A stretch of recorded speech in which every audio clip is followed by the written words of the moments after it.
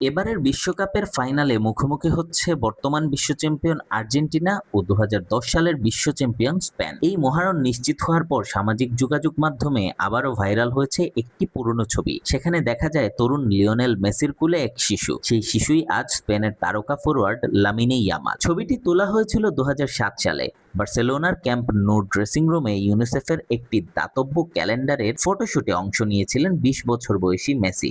তখন তিনি বিশ্ব ফুটবলে নিজের পরিচিতি তৈরি করতে শুরু করেছেন। আর যে শিশুটিকে তিনি কোলে নিয়েছিলেন তার পরিচয় তখন কেউ জানত না। ফটোশুটের একটি অংশে প্লাস্টিকের ছোট্ট টবে থাকা শিশুটিকে গোসল করিয়ে দেওয়ার ভঙ্গিতে ছবি তুলেছিলেন মেসি। সেই শিশুই ছিলেন লামিন ইয়ামাল। তখন কেউ কল্পনাও করেনি দেড় যুগেরও বেশি সময় পর এই শিশুই আন্তর্জাতিক ফুটবলে আলোড়ন তুলবে। মাত্র ১৬ বছর বয়সেই ২০২৪ ইউরোপিয়ান চ্যাম্পিয়নশিপে নিজের প্রতিভার ঝলক দেখান ইয়ামাল।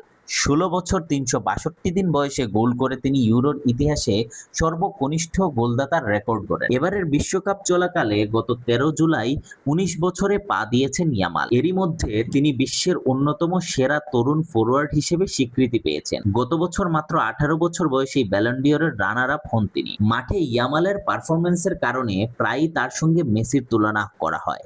স্পেনের কিংবদন্তি ফুটবলার ও সাবেক কোচ জাভি হার্নান্দেজ সম্প্রতি বলেন, অল্প বয়সী ম্যাচের ভাগ্য বদলে দেওয়ার যে সামর্থ্য লিওনেল মেসি, ডিয়েগো ম্যারাডোনা, পেলে কিংবা রোনালদো নাজারিওর মধ্যে দেখা গেছে, সেই বিশেষ গুণ ইয়ামালের মধ্যেও রয়েছে।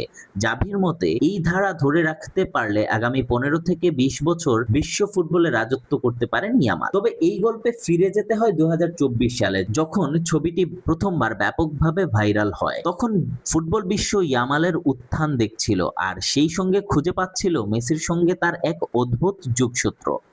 বহুদিনের বিস্তৃত ছবিটি সামনে আনেন ইয়ামালের বাবা। তিনি ইনস্টাগ্রামে ছবিটি পোস্ট করে লিখেছিলেন, দুই কিংবদন্তির সূচনা। একাধিক ছবিতে ইয়ামালের মাকেও মেসির সঙ্গে দেখা যায়।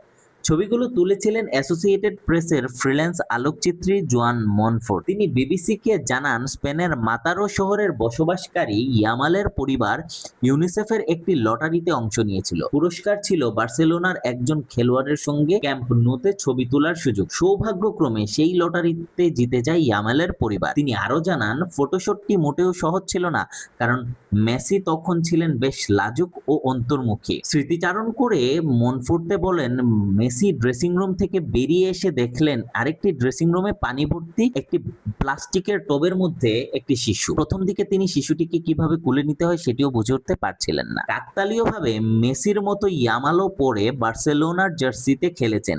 ক্লাবটির ইতিহাসে সর্বকনিষ্ঠ শুরুর একাদশের খেলোয়াড় ও গোলদাতার রেকর্ড গড়েছেন। একই সঙ্গে স্প্যানিশ লিগের ইতিহাসেও সর্বকনিষ্ঠ গোলদাতা হয়েছে। ২০২৪ সালে বিবিসিকে দেওয়া সাক্ষাৎকারে মনফোর্তে বলেন, ছবিটি ভাইরাল হওয়ার পরই তিনি বুঝতে পারেন মেসির কোলে থাকা শিশুটি আজকের লামিন ইয়ামাল। আজ সেই ছবিটি শুধু একটি স্মৃতি নয়, এটি যেন দুই প্রজন্মের প্রতীক। একসময় যে কিংবদন্তি ভবিষ্যতের এক শিশুকে কোলে নিয়েছিলেন, আজ সেই শিশুই বিশ্বকাপের সবচেয়ে বড় মঞ্চে তারই দলের বিপক্ষে দাঁড়িয়ে নতুন ইতিহাস লেখার অপেক্ষায়।